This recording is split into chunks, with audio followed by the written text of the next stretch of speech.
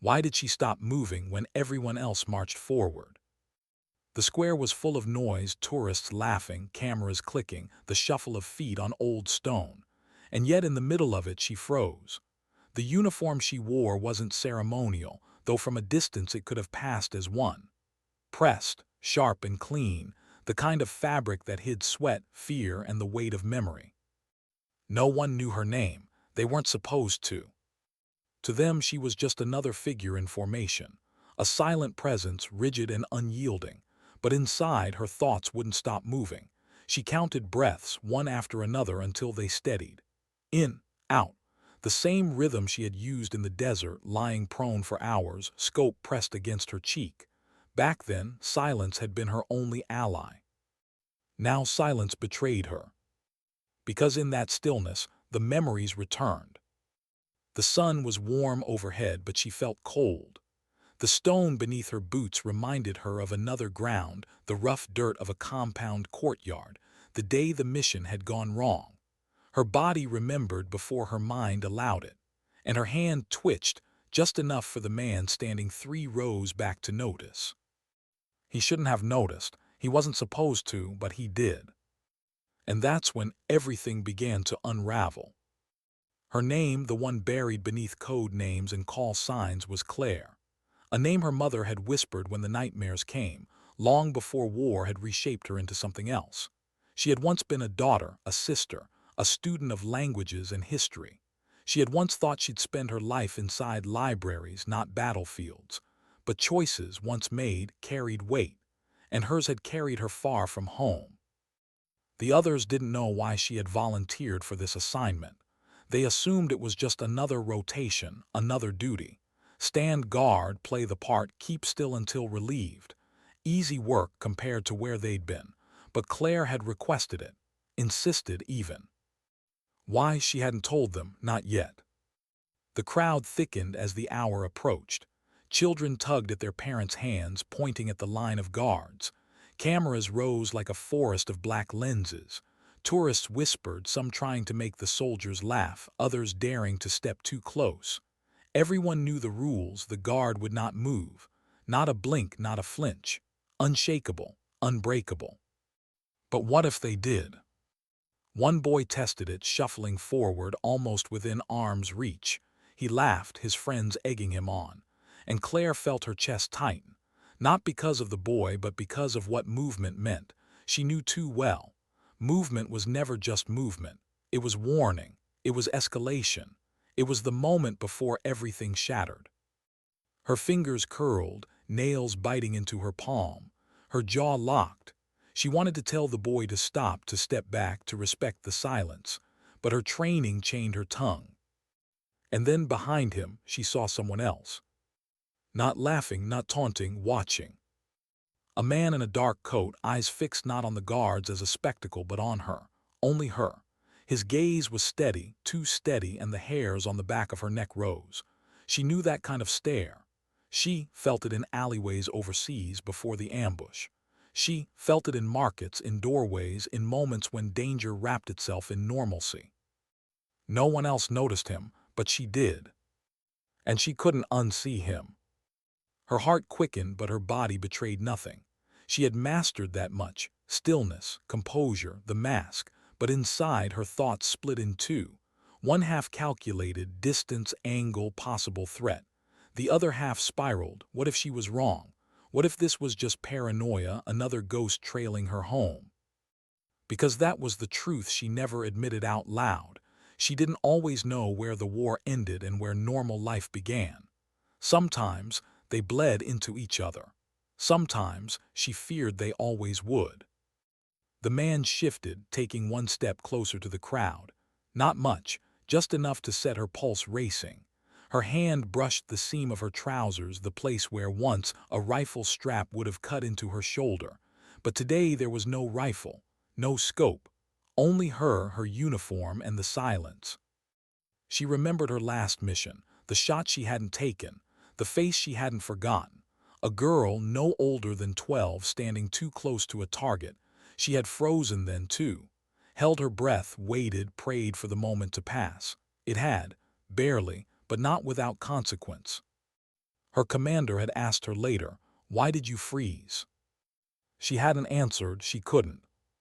Now, years later, the same question returned, only this time the world was watching. The boy stepped back, laughing, unaware of the storm building inside the still figure before him. The tourists turned away, distracted by something else, their chatter rising like static. But the man in the dark coat remained. His eyes never left hers. And then he moved. Not much, just a step, but toward her. And in that instant, Claire felt the weight of every choice she had ever made press down on her shoulders. The uniform she wore wasn't just fabric. It was a promise, a shield, a mask. And if she moved now, if she broke the silence, it would mean something she couldn't undo. Her breath caught, the world slowed. She remembered her father's words long before she wore any uniform. Sometimes dignity doesn't speak, it simply acts. Her hand twitched again. Her mind screamed at her to decide, to move, to stay, to be something more than just a statue in borrowed silence. Because what she chose next would not just define her. It would reveal her. And the man, whoever he was, whatever he wanted, seemed to know it. That's why he smiled. The tourists didn't notice. Not yet. To them it was still a performance, just soldiers in line playing their role, but Claire knew better, and the dread that coiled in her stomach told her one thing: this was no coincidence. The guard had finally moved, and the question, unspoken but sharp as a blade, hung in the air. What would she do now? Why did his smile unnerve her more than any weapon ever had? Claire had been stared at by insurgents, by prisoners, by men who hated her for what she represented. But those stares had always carried weight: fear, rage, defiance. This one was different. The man's smile wasn't mocking, wasn't kind. It was knowing. And she hated that.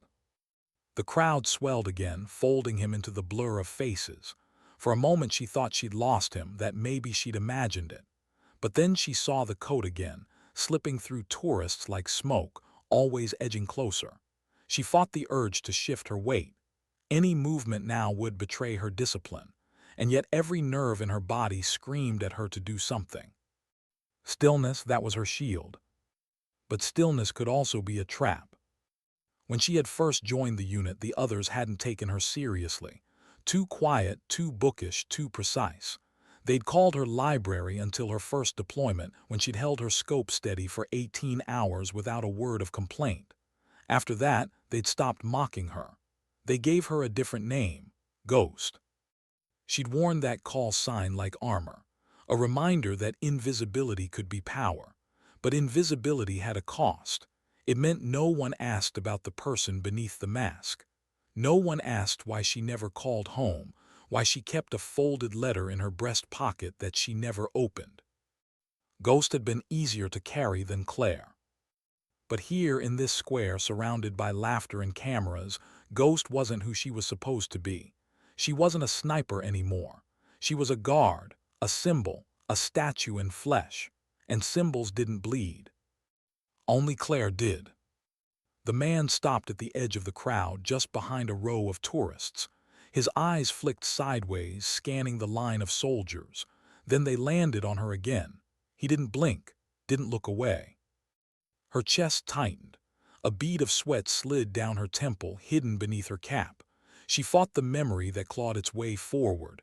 Another crowd, another man with the same unnerving calm. Kabul, a marketplace. The day a convoy never made it out intact. She could still hear the ringing in her ears, the shouts, the smoke. And the face of a girl with dark eyes staring up at her from the ground. Not accusing, not afraid, just there. Another ghost she carried. Claire swallowed hard. Focus. This was Kabul, this wasn't war. This was supposed to be safe. But wasn't that what she'd thought then, too? A voice crackled softly in her earpiece, barely audible to anyone else. "You holding steady, number 7. The sergeant's tone was casual, routine, but she heard the undercurrent. He'd noticed her tension. He always noticed. He was the kind of man who carried his own ghosts, though he never spoke of them. A father, she'd heard, lost in an IED strike years ago. He carried that loss in the way he checked on his soldiers without ever asking if they were okay. "I'm steady," she whispered back, her lips barely moving. But it wasn't the truth. The man shifted again, not closer this time but sideways, weaving behind a family snapping photos. He disappeared for a moment and Claire's pulse jumped. Losing sight of him was worse than watching him. Because what if? Their coat hat, the same calm stare. Her throat tightened. She thought of her mother again, back home, tending the small garden behind their house. Her mother had begged her not to re-enlist after that last tour, begged her to come home and stay home. "Haven't you given enough?" she asked. But Claire couldn't answer, because what counted as enough when the people you couldn't save haunted you every night? So she'd re-enlisted, again and again. And now, standing in a square thousands of miles away from the battlefield, she wondered if her mother had been right all along. Maybe she had given too much. Maybe she'd left too much of herself behind. And maybe that was why her hands shook, ever so slightly, when the man in the coat finally stopped moving. He stood still now, arms folded, eyes fixed on her. His face was unreadable, and in that silence Claire felt something she hadn't expected: anger. Why was she afraid of him? He hadn't done anything. He hadn't crossed the line, hadn't spoken a word. Maybe he was just another tourist. Maybe the smile meant nothing. Or maybe it meant everything. Her mind split again, as it always did. Soldier and daughter, ghost and Claire, logic and fear. She hated how war had carved her into pieces she couldn't always put back together. But in the middle of that storm, another thought rose, quieter, sharper. What if he knew? What if he knew who she really was? The sergeant's voice returned in her ear. "Eyes front, 7. Don't let them get to you." She wanted to believe it was that simple. Just ignore him. Just hold still. Just be the statue. But she couldn't shake the feeling that the man wasn't testing the guard. He was testing her. And that meant he knew something. The thought lodged itself deep, unwelcome and immovable. It wasn't the first time someone had looked at her and seen past the uniform. Years ago, a prisoner had whispered her real name through the bars of his cell. She had never figured out how he knew it. That moment had burrowed under her skin and stayed there. Now, staring at the man in the coat, she felt the same cold recognition. And when his smile widened, just slightly, her breath caught. A camera clicked nearby. A child laughed. Life went on around them, oblivious. But inside Claire, everything slowed. She remembered lying on a rooftop in Helmand the night her spotter, Brooks, had bled out beside her. She'd pressed her hand to his wound, whispering over and over, "Stay with me." But he hadn't. His last words had been nothing more than a rasp. "Ghost, don't freeze." She had carried those words with her into every mission since. A warning, a command, a curse. And now, standing in a crowded square, those words echoed louder than ever. "Don't freeze." The man tilted his head, as if listening to something only he could hear. Then he slipped one hand into his coat pocket. Claire's heart lurched, training surged back, sharp and unforgiving. Pocket, concealment, possible weapon, possible trigger. Her eyes flicked just once to the sergeant. He hadn't seen it. None of them had. It was her call. Her choice. Move or don't. Her fingers brushed the edge of her trousers again, the phantom weight of a rifle strap haunting her skin. She could almost feel the scope against her cheek, the trigger under her finger. She could almost hear Brooks again. "Don't freeze." But she did. Just for a second. And in that second, the man's hand emerged from the coat. Not with a weapon. With a folded piece of paper. Claire's breath hitched. Her body screamed at her to react, but she couldn't. Paper, just paper.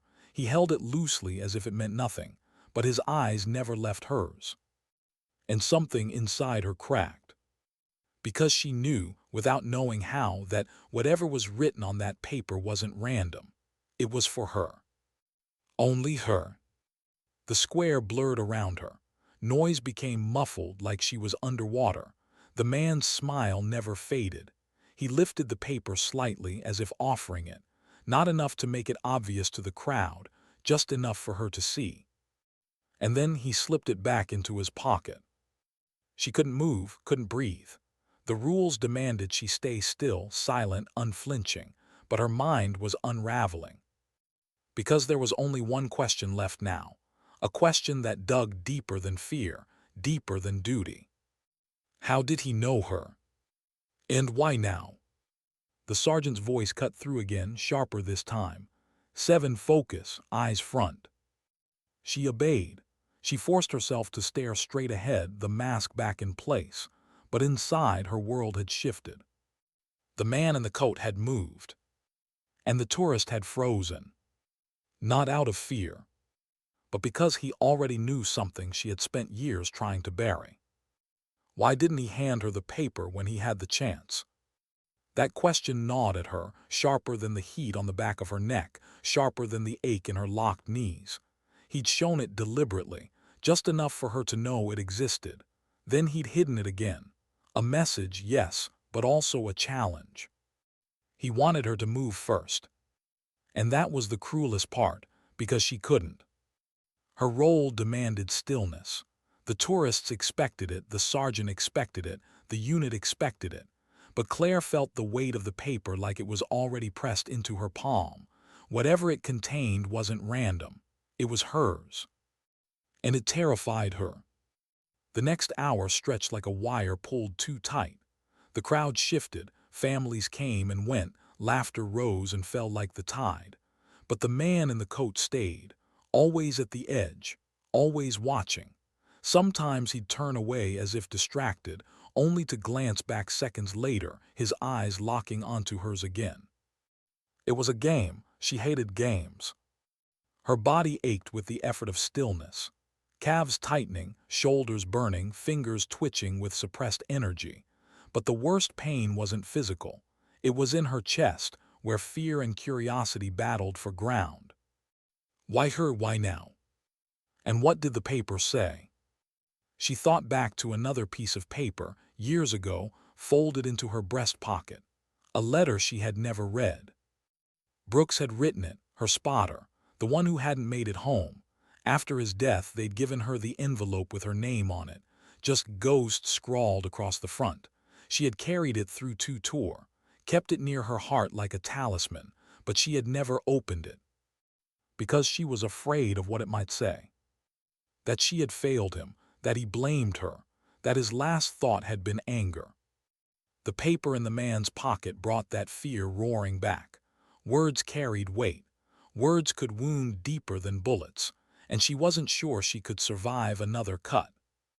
At last the shift ended. The sergeant barked the order and the line of guards pivoted, marching off in precise unison. The crowd cheered, snapping photos. To them it was just another ritual, but to Claire it felt like a cage door finally opening. Her legs trembled as she marched. Her training disguised it, but she felt the weakness, the release. She wanted to breathe, but discipline forced her chest to stay steady. Only when they turned the final corner out of sight did she exhale. The sergeant dismissed them with a nod. A few soldiers joked, stretching their stiff muscles, already talking about food, but Claire lingered, eyes scanning, searching. And there he was. The man in the coat. Waiting. He stood near the edge of the square, blending into the trickle of tourists, not approaching, not leaving, just there. Claire's throat tightened. She felt the urge to walk away, to ignore him, to pretend none of it had happened. But her feet betrayed her. They slowed. They angled toward him. One step, another. The sergeant's voice called behind her, 7, you coming? She froze, turned back, she told herself, walk away. But her body moved anyway. Toward the man. He didn't smile this time, didn't move. Just watched her approach, eyes steady, face calm. When she was a few feet away, close enough to hear him if he spoke, he slipped his hand back into his pocket. Her stomach dropped. And then he pulled out the folded paper. For a moment, neither of them moved. It felt like the world had shrunk to this, just her, him, and the paper between them. Finally, he extended it. No words, just the paper. Claire's hand hovered. She shouldn't take it, she knew that. Every instinct, every rule screamed against it. This wasn't procedure. This wasn't safe. But she took it anyway. The paper was warm from his pocket, folded small, creased from being handled too much. She held it like it might burn her. Still, he said nothing, just gave a small nod, turned and melted into the crowd. Gone, as if he had never been there at all. Her hands shook. She stuffed the paper into her own pocket quickly before the others could notice. She told herself she'd throw it away, that she wouldn't read it, that it was nothing. But she knew that was a lie, because she couldn't stop thinking of it. All through debrief, all through the walk back to the barracks, she felt the weight of it pressing against her thigh. Her ears buzzed with the sergeant's words. Her eyes flicked to the other soldiers joking and laughing, but none of it landed. All she could think about was the folded paper in her pocket, and the way the man had looked at her, like he already knew. Night fell, the barracks quieted. Some of the soldiers went out, others collapsed onto their bunks. Claire lay still, staring at the ceiling. Her uniform hung neatly beside her, boots aligned like always, everything in its place. Except the paper. It sat on her nightstand, a small, silent weight in the dark. She had tried not to take it out, but her hand betrayed her the moment she was alone. She had unfolded it halfway, then stopped. Fear had clamped down on her chest. She turned onto her side, trying to sleep, but her eyes kept drifting back to it. The edges frayed, the creases deep, the black ink visible even in the dim light. She thought again of Brooks's letter, still unread, still sealed. 2 pieces of paper, 2 sets of words, both waiting, both heavy. And she couldn't avoid them forever. Finally, with trembling hands, she picked it up. She unfolded it slowly, breath shallow, heart hammering. The handwriting was neat, deliberate. A single sentence stared back at her. You weren't supposed to be there. Claire's stomach dropped. The words swam in her vision, the meaning crashing over her like cold water. Not a threat, not random, not even an accusation. A statement, and one she didn't understand. Her breath quickened. She read it again and again, each time it hit harder. You weren't supposed to be there. Where? When? And who knew? She pressed the paper to her chest, eyes burning. A memory stirred, faint, buried, but clawing its way back. A mission, a compound, a decision that wasn't hers to make. She shook her head, forcing it down. Not now, not tonight. But the words clung to her, wrapping tighter, whispering louder. You weren't supposed to be there. And in that moment, Claire knew one thing with absolute certainty. The war wasn't done with her. Not yet. Why couldn't she throw the paper away? It should have been easy. A single slip of paper, 1 sentence, no name. She could have crumpled it, burned it, let it vanish into ash and smoke. But instead, it lay folded on her nightstand, waiting. The words clung to her mind like burrs. You weren't supposed to be there. Each time she closed her eyes, the sentence sharpened. It wasn't random. It wasn't vague. It was precise, directed, personal. And that made it dangerous. Claire woke before dawn the way she always did, years of habit. She sat up, boots on, uniform neat. The others still slept, their breaths heavy in the dim barracks light. She glanced once more at the paper before sliding it into her pocket. She told herself it was just so no one else would see it. But that wasn't true. She needed it close. The morning drills passed in silence. Marching, weapons check, formation. She moved with the precision they expected, but her thoughts drifted. Each step felt heavier, each command muffled. She scanned the edges of the square, half expecting to see the man in the coat again. He wasn't there. And somehow, that unsettled her even more. Later at the mess hall, the sergeant sat across from her. His tray was untouched, steam rising from his coffee. He watched her in that quiet way of his, eyes sharp but unreadable. "You're quieter than usual," he said finally. Claire almost laughed, quieter than usual, as if silence wasn't already her trademark. But there was something in his tone, not suspicion, concern. She shrugged. "Long night." The sergeant nodded slowly. He didn't press, but he didn't look away either. He had the kind of gaze that saw more than it should. She wondered if he already knew something was wrong. Maybe he did. But she wasn't ready to share it. Not yet. That afternoon she walked alone through the side streets near the square. Off-duty, unarmed, just another soldier in uniform. The city moved around her, alive and indifferent. Vendors called out, cars rumbled past, children darted through the crowd. She felt exposed, naked without her rifle, without her scope. Her hand brushed her pocket, feeling the crease of the folded paper inside. And then there it was. A sound. A camera click. She turned sharp, too sharp. But it was just a tourist, snapping photos of the street. Her chest loosened. She turned back, forcing herself to breathe, paranoia. She told herself it was nothing, just nerves. But deep down she knew better. The memory returned that night, stronger than before.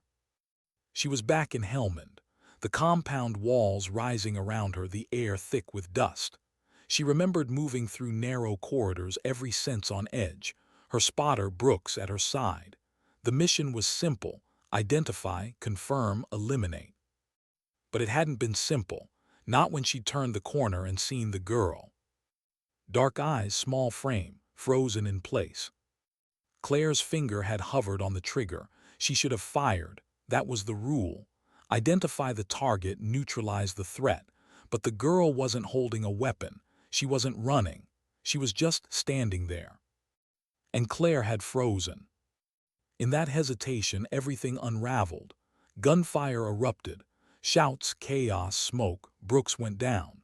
Claire dragged him behind cover, hands pressed to his chest, whispering desperate prayers. "Stay with me, stay with me." But he hadn't. And later, when the dust settled, she learned something she was never meant to know. The girl wasn't supposed to be there. Not in the compound, not in the line of fire. A mistake, a failure in intelligence. Or something else. She jolted awake, breath ragged, sweat cooling on her skin. Her hands trembled as she reached for the paper again. "You weren't supposed to be there." The words weren't random, they were deliberate. And they were tied to that day. The next morning she found herself staring at the square again. Tourists laughed, snapped photos, teased the guards. The scene was almost identical to the day before, as if nothing had changed. But everything had changed. Because now she was looking for him. And when she saw him, coat, hat, calm smile, her heart skipped. He was back. This time he didn't linger at the edges. He moved closer, blending with the tourists. Not enough to break the rules. Not enough to draw attention. Just close enough that she could see his eyes. And they weren't the eyes of a stranger. No. They were familiar. The realization hit her like a blow. She knew those eyes. Not from the battlefield, not from training, from before. From another life. A photograph, a dossier, a briefing years ago. But why here, why now? And why her? Her throat tightened. She wanted to shout, to break formation, to demand answers. But she couldn't. Not in front of the crowd, not under the weight of expectation. So she stood, silent, motionless. But inside, the war was alive again. Every nerve screamed, every ghost whispered, every choice pressed down like stone. Because the man wasn't just anyone. He was part of it.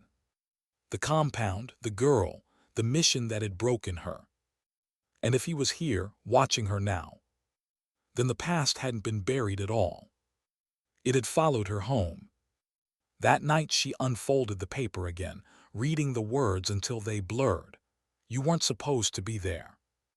Her mind replayed the mission every second, every breath. The girl's eyes, Brooks's last words, the silence that followed. She pressed the paper flat against the desk, palms trembling. Finally, she whispered into the empty room. Then who was? Her own voice startled her. But it was the only question that mattered now. And in the silence that followed, Claire understood something she hadn't dared admit before. The man wasn't just reminding her of the past. He was warning her about the future. The question echoed long after she whispered it. Then who was? The silence of her barracks didn't answer. It never did. But in her chest, something shifted. For years, she'd carried the weight like a stone, the guilt of Helmand, the memory of Brooks bleeding out, the face of the girl who should never have been there. She had tried to bury it beneath duty, discipline, and silence. But now, with a single note, it was unearthed. And someone else knew. The next day, Claire's hands felt unsteady as she buckled her boots. She'd slept little, dreams fractured and sharp. Still, she forced the mask into place. Steady gait, neutral expression, precise posture. A soldier's mask. But her eyes betrayed her. Every reflection she caught in glass, in puddles in polished steel, showed her own gaze shifting, scanning, searching for him. The man. The ghost. On the square, duty pressed down like always. Tourists swirled, cameras flashed, the world moved on as if none of it mattered. But she was listening for something else now. And she heard it. Not words. A rhythm. Bootsteps that didn't belong. Measured, deliberate. She shifted her eyes just enough, never breaking form, and caught sight of him again. Coat, hat, hands folded behind his back. He looked like a man admiring architecture, blending perfectly with the crowd. But when his head turned, their eyes locked. A jolt ran through her. Recognition deepened. Not just from a briefing, not just a photograph. She had seen him in Helmand. She was sure of it now. Memories sharpened. Not the firefight itself, but the aftermath, the smoke, the confusion, the officers who came later to collect the bodies, the reports she wasn't allowed to read. She remembered a face in the crowd that day. Not a soldier, not a villager. Someone who stood just far enough away, watching, not interfering. It was him. Her jaw tightened. She couldn't move, couldn't break the formation, but rage burned under her skin like fire. Why was he here? Why follow her now? Was it to torment her, to expose her? Or was there something more? That night she didn't return to the barracks immediately. She walked the city streets instead, boots loud on cobblestones, coat collar turned up against the night air. She hoped the walk would clear her mind. But the city wasn't quiet. Every sound pressed in on her, footsteps, engines, laughter drifting from open bars. She moved faster, scanning alleys, rooftops, corners. And then she saw it. Another note. Folded neatly, tucked beneath the strap of her pack. She froze. The handwriting was the same, clean, measured, purposeful. Her throat tightened as she unfolded it. You stayed your hand, why? Her pulse thundered. The question wasn't random. It wasn't the taunt of a stranger. It was a test. A probe. Someone knew exactly what had happened that day. And they wanted her to admit it. She wanted to crumple the note, wanted to deny it, to bury it the way she always had, but the words wouldn't leave her. Why? Why hadn't she fired? It was the one question she had asked herself every night since Helmand, the one question that turned her silence into a prison. Because the truth was simple and unbearable. She hadn't fired because she saw herself in that girl. Small, helpless, trapped in a war she never asked for. And for the first time, Claire had chosen hesitation over obedience. That choice had cost Brooks his life. And yet she couldn't regret it, not fully. Because killing that girl would have ended something inside her forever. The next morning her mask cracked. During drill her timing faltered. Her formation slipped by a fraction. The sergeant's gaze snapped to her instantly, sharp and unrelenting. "Claire," he said, voice low but cutting, "step forward." Her boots felt like anchors as she obeyed. "You're off." She opened her mouth, then closed it. The sergeant studied her. His voice softened but only slightly. "What's going on?" She wanted to lie, to brush it off, to fold herself back into silence. But her chest ached. The notes weighed heavy in her pocket. The man's eyes haunted her. And for the first time in years, she almost spoke. Almost. But the words caught in her throat. She shook her head. "Nothing, sir." The sergeant didn't believe her. She could see it, but he didn't press. He only gave a short nod. "Fix it." 2 words, a command. But beneath it she heard something else. A warning. That evening, the man approached her directly. It was after drills, when she slipped through the quieter streets again. She felt him before she saw him, the shift of shadows, the weight of someone trailing close. Her hand brushed instinctively to her side, reaching for a weapon that wasn't there. "Don't," a voice said calmly. She turned. There he was. Closer now, the coat, the hat, the calm expression. But his eyes were fire. "Sergeant Claire Donovan," he said softly, as if the name were both greeting and accusation. Her breath caught. No one here called her by name. He stepped closer, voice low, even. "You remember Helmond?" Her fists clenched. "Who are you?"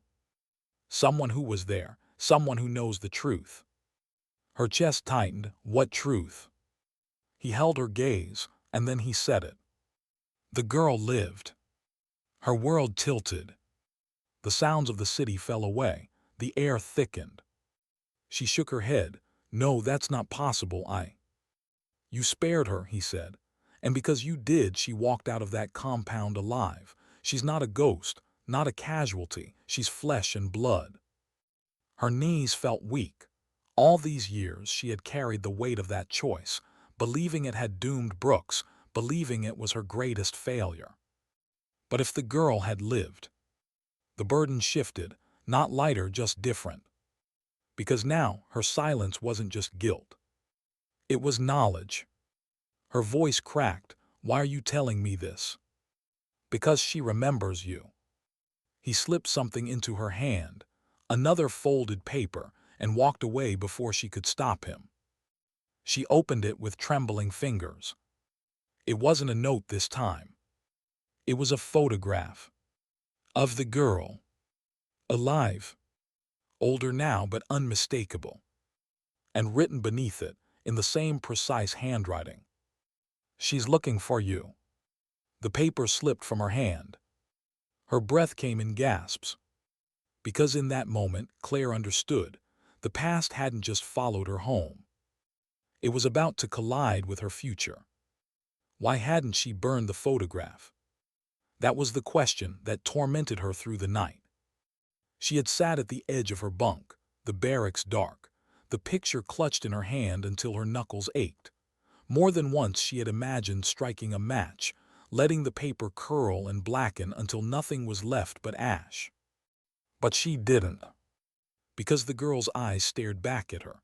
Alive, real, older now, yes, but not erased, not gone. And that meant everything Claire thought she knew about Helmond, about guilt, about silence, was no longer fixed. It was unraveling. The next day on duty, her precision faltered again. Not much, just enough. Her timing a fraction late, her breath uneven, her mask slipping. The tourists wouldn't notice, but the guard did. The sergeant's eyes lingered on her longer than usual, a silent question hanging in the air. And Claire felt it, the walls closing in. Because secrets had a way of leaking, and once they started, they never stopped. That evening, she couldn't bring herself to return to the barracks. Not yet. The photograph burned like a live coal in her pocket, demanding answers she wasn't ready to face. So she walked again, the city buzzing around her, the smell of roasted chestnuts and diesel, the echoes of laughter and footsteps on stone. And always the sense of being followed. Not just by him, not just by the man in the coat. By the past.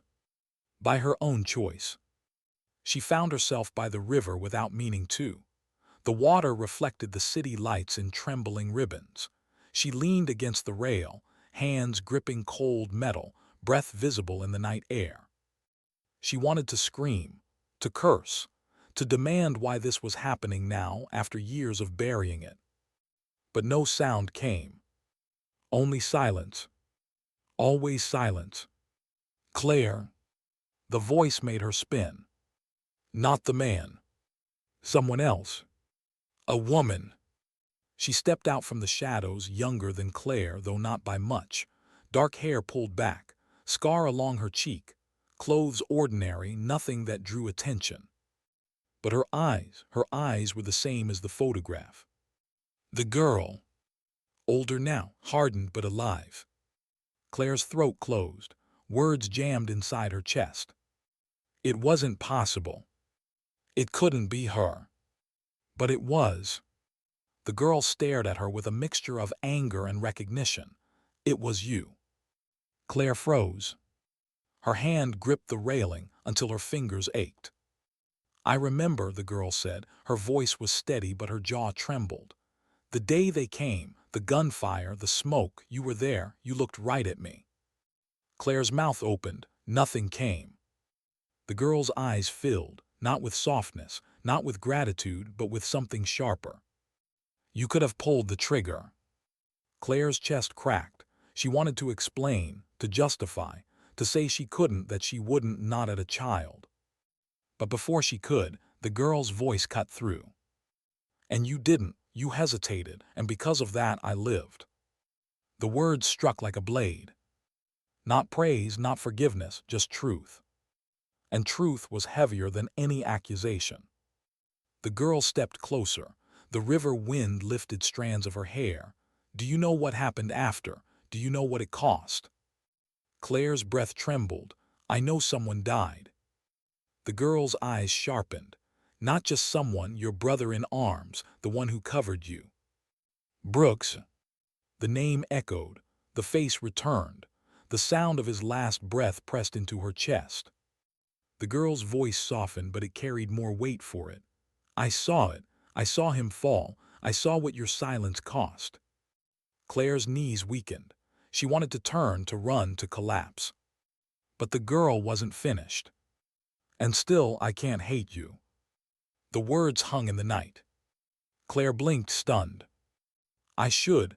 Every day since, I've told myself I should hate you, for not pulling the trigger, for letting him die, for letting me carry that moment inside me all these years.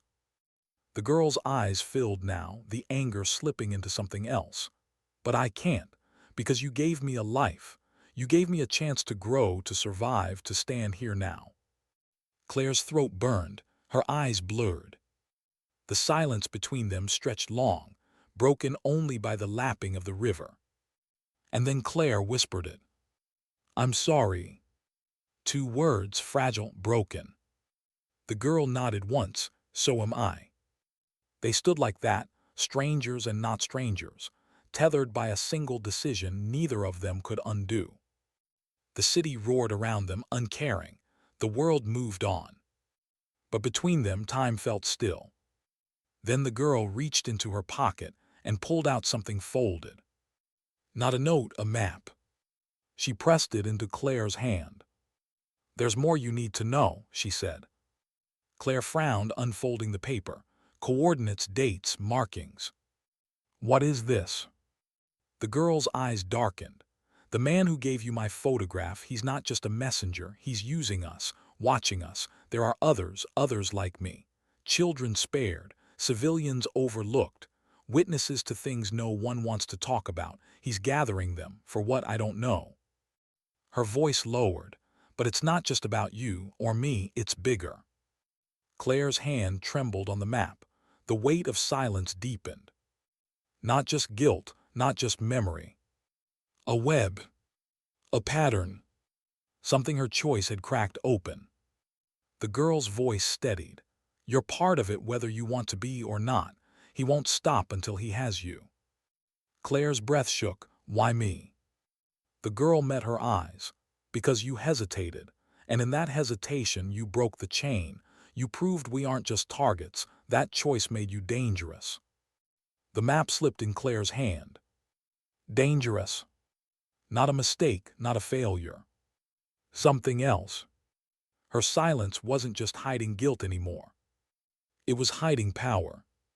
The girl stepped back, her silhouette fading into the night. You'll find me when you're ready. And then she was gone. Claire stood alone by the river, the map in her hand, the city stretching endless around her. The photograph still in her pocket, the face of Brooke still in her heart. And now, a truth she could no longer ignore. Her silence wasn't protecting her anymore. It was protecting something far greater. Why had she taken the map? That was the question clawing at her chest as she unfolded it again in the dim light of her barracks. The lines were crude, hand-drawn, but precise enough to mark locations outside the city. Warehouses, alleys, coordinates scribbled like a puzzle. She could have thrown it away, pretended it never reached her hands, let silence win again. But she didn't. Because the girl's words had burrowed too deep. He's gathering them, others like me. Claire couldn't unhear it, couldn't unsee the photograph, couldn't forget the look in those eyes, a mirror of her own, carrying both survival and grief. 2 nights later, she left her post after shift. No one stopped her. No one asked. She wore her uniform still, the weight of it pressing on her shoulders as if it were both armor and chain. The city was alive, but she moved like a ghost through it. Past the lights, past the chatter, into the quieter edges where shadows ruled. The coordinates led her to an old warehouse near the docks, abandoned on the outside, but Claire knew better. Places like this were never empty. She lingered across the street first, eyes scanning. Broken windows, rusted gates, but a faint glow leaked through cracks in the boards. She adjusted her breath, listened. Voices. More than one, low murmured in different accents. And then a sound that made her blood run cold. The echo of boots. Military boots. She pressed herself against the wall, heart pounding. Part of her screamed to leave, to retreat, to bury the map and the photograph and the girl in the same vault she had built for Helmand. But another part, the part she had smothered for years, whispered something else. You can't run forever. She slipped closer, keeping to the shadows. A crack in the wood gave her a glimpse inside. What she saw hollowed her out. A dozen people seated on makeshift benches. Men, women, a few teenagers, their clothes plain, their faces worn. But their eyes carried the same haunted edge. Survivors, witnesses. And standing before them, the man in the coat. His voice calm, measured, almost gentle. You were spared, he said. Not by mercy, but by hesitation. They call it weakness. I call it proof. Proof that even in war, some choices cut deeper than orders. The crowd listened, silent. Claire's stomach knotted. His words were sharp, designed to pierce, to twist. And then, as if he knew she was there, his head turned. Straight toward the crack. Straight at her. Claire froze, breath locked. Had he seen her? His eyes lingered, unblinking. And then he smiled. She stumbled back, pulse racing. He knew. He had always known.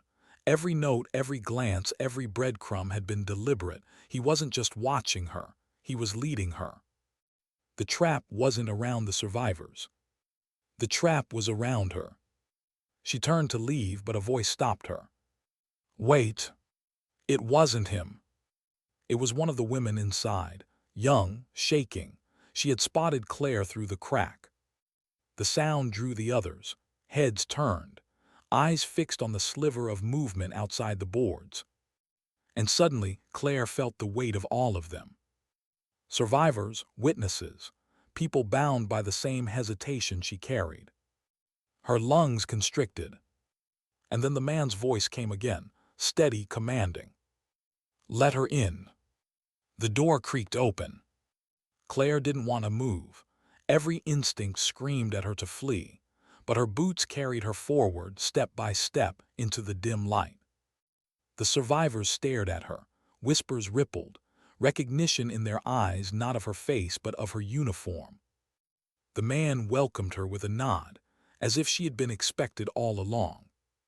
"Sergeant Donovan," he said smoothly, "you finally arrived." Her throat was dry. "Why are you doing this?" He spread his hands. "Because silence is heavier than any bullet. These people know it. You know it. And yet the world ignores them, buries them, pretends their stories don't exist." He stepped closer, his eyes burning into hers. "You spared one life once, but do you understand what that means? Do you understand the chain you broke?" Claire's hands clenched at her sides. "You're using them." "No," his voice was calm but sharp. "I'm giving them back their dignity, their voices. I'm giving them what your silence has denied." The crowd murmured. Some nodded. Others watched Claire with wary eyes. She felt the air thicken. Every word weighed down on her. And then he leaned in closer. "Tell them, Sergeant. Tell them why you didn't pull the trigger." Her chest tightened. The memory pressed against her ribs like a blade. The girl's face, the weapon steady in her hands, the hesitation, Brooks falling. She wanted to speak, to finally release the truth. But the words caught. Her silence stretched. The man turned to the crowd, voice cutting through. "See, even now she won't say it. Even now she buries it. That is the cruelty of their world. They make you carry shame for mercy." The crowd's whispers grew louder. Some angry, some broken. And Claire felt herself unraveling. Because in that moment, she realized something. He wasn't wrong. Not entirely. The silence had eaten her alive. The weight of it had isolated her, punished her, carved her into something hollow. But in his mouth, truth twisted, became poison. She lifted her head, voice raw. "No." The room stilled. Her chest heaved. "I didn't fire because I couldn't, because I saw a child, not an enemy, not a threat, just a child." Her voice cracked, but she forced it on. "And yes, it cost me. It cost him, and I have carried that every day since. But don't you dare call it weakness. Don't you dare use it to twist them into something they're not." The man's smile faltered. The crowd listened, silent now, waiting. Claire's voice softened. "Mercy isn't weakness. It's the one choice that still keeps me human." Her words echoed, heavy, uneven, true. For a moment, no one spoke. And then a woman in the crowd stood. Her voice shook. "She's right." Another followed, a man this time. "I thought it was shame, but maybe it's not." The murmur shifted. The crowd no longer stared only at the man in the coat. They looked at her. His jaw tightened, he saw it, the shift. And in his eyes, something dangerous flickered. Because he hadn't brought Claire here to inspire them. He had brought her here to break her, to prove her silence was cowardice. And she had stolen his stage. His voice cut sharp now, the calm stripped away. "You think you've saved them. You think words change anything. Mercy doesn't erase graves, it doesn't undo blood." He leaned in close, whispering so only she could hear. "It only makes you weak enough to bury yourself next." Claire met his gaze. For the first time, her silence wasn't fear. It was defiance. And he saw it. The warehouse felt like a fuse waiting for a spark. The crowd, torn between two truths, the man seething beneath his mask. And Claire, standing on the knife edge between confession and collapse. She had broken her silence, but what came next would decide whether Mercy lived or died in the hands of those who had heard her. The warehouse held its breath. Every set of eyes fixed on her, on him, on the fragile space between them. Claire's chest burned, not from running, not from fear, but from the weight of being seen, truly seen, For years she had hidden behind the silence. Now there was no hiding. The man's gaze cut like a blade, calm on the surface, fury simmering underneath. He had built his gathering on control, on being the voice for the voiceless, and she had cracked it open with a few broken sentences. For the first time, she had taken the silence and made it her own. He straightened, adjusting his coat as though brushing dust from his pride. His voice slid back into calm, but every syllable carried threat. You think your words save them. You think your confession changes the past. He swept his hand toward the crowd. Look at them, broken, scattered. None of them will find justice in this world, not with speeches, not with confessions. He leaned closer, his voice low, poisonous. Only with fire, only with blood. The crowd shifted uneasily, some nodding, others shrinking back. Claire's pulse pounded. She knew that look, the way soldiers eyed a commander when trust and fear warred inside them. He was trying to recruit them into his war, a war not of mercy, but of revenge. And she realized with a chill that he hadn't gathered them to heal. He had gathered them to weaponize their grief. Her breath caught. Brooks's face rose in her mind again, not in the moment he died, but in the way he lived. His laughter on the transport, his stupid jokes about ration packs, the way he called her Rook with both irritation and fondness. He had carried her once, covered her, paid the price for her hesitation. And now the question rose again. What would she do with that silence? Bury it or carry it? She stepped forward. Her boots scraped the concrete, the sound sharp in the stillness. Listen to me, she said, voice raw but steady. The crowd turned. I can't undo the past. I can't bring back the people we lost. I can't change the choice I made that day. Her throat tightened, but she pressed on. But I can tell you this, silence doesn't just bury guilt. It buries mercy. It buries the part of us that still believes in something human. She looked around the room, meeting eyes one by one. You are not weak because you survived. You are not broken because you carry hesitation. You are proof that mercy can live, even in war. Don't let anyone turn that into fuel for more death. The man's voice cracked like a whip. And what then? What do they do with their pain, with their losses? Sit quietly while the world forgets them. Claire shook her head. No, they remember, they carry it. They live not as weapons but as witnesses. She let the words settle, then added softly, because sometimes the bravest act isn't pulling the trigger, it's refusing to. The silence that followed was thick, trembling with weight. Then a sound. A single clap. One of the survivors, the young woman who had spotted Claire outside, began to applaud slowly, not with enthusiasm but with conviction. Another joined, then another, until the warehouse filled with the soft rhythm of hands meeting hands. Not a roar, not a cheer, something steadier, a pulse. A refusal. The man's mask cracked, his calm collapsed into fury. Fools, he spat. You think mercy will protect you. Mercy will starve you. Mercy will chain you. Mercy will. Enough. The voice came from the back. The girl. The one Claire had spared. She stepped forward, scar catching the light, eyes locked on the man. We are done being your stage. The man froze. The girl's voice rose. You don't get to use our pain to write your war, not anymore. The crowd murmured agreement, strength building like a tide. And in that moment, the man knew he had lost them. His hand twitched toward his coat. Claire's instincts screamed. She moved before thought, closing the gap, her hand clamping his wrist. The room tensed, gasps rippled. His eyes blazed, but Claire's grip held. She didn't draw a weapon, didn't strike. She simply shook her head. No more. The moment stretched, a knife's edge of choice. Then the man pulled his arm free, breath sharp with rage, and stormed toward the door. No one followed him. Not a single step. The warehouse doors slammed behind him, and silence filled the space he left. Not fear this time, not guilt. Something else. A silence chosen. Claire's chest heaved. The crowd's eyes returned to her, expectant, grateful, wounded, human. And she felt the shift inside herself. The silence wasn't her prison anymore. It was her proof.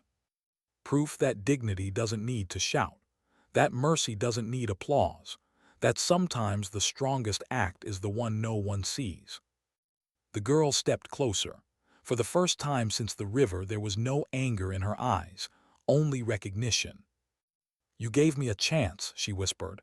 "Now you've given them one too." Claire's eyes burned. She nodded once, unable to speak. The girl took her hand, firm, steady, and pressed the photograph back into it. "Keep it," she said, "not as guilt, as reminder." The night air outside was sharp when Claire finally left the warehouse. The city moved as always, footsteps, laughter, the hum of traffic. But inside her, something had shifted. The silence no longer felt empty. It felt earned. She walked back toward the barracks, boots steady on the stone. And when she reached the square the next morning, tourists waiting with cameras ready, the sun cutting through clouds. She stood still, motionless, silent, but no longer buried. And somewhere in the crowd, someone froze. Not because she moved, but because in her stillness, they finally saw what silence meant. Sometimes dignity doesn't speak.